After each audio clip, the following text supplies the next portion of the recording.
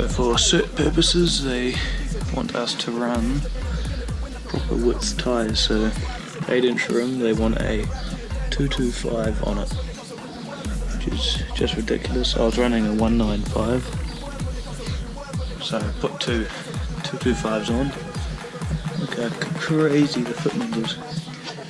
This won't even actually make it out of the shed properly, so just doing it to make them happy, and when they're happy then I'll change them back. Crazy meat.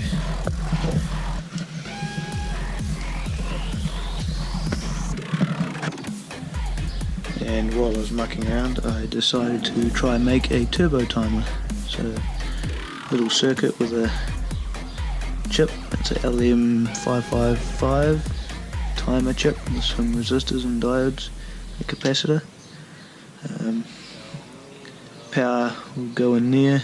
Basically this will hijack the power on the steering column where the key sits. When you turn the key off it will remain on for a period and then turn off. So DIY turbo timer, better than those big ugly turbo timers you can buy. Might as well do something simple. And then there'll be just a disable switch somewhere to turn it off.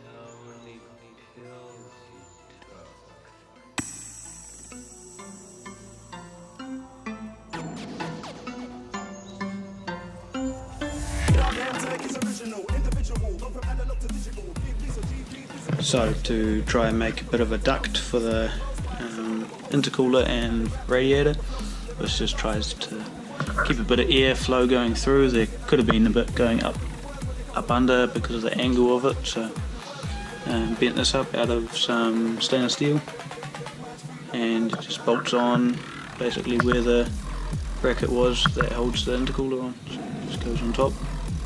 Came out quite nice. And then what I'm wanting to do also is create one that sits here, just to channel a bit more air through.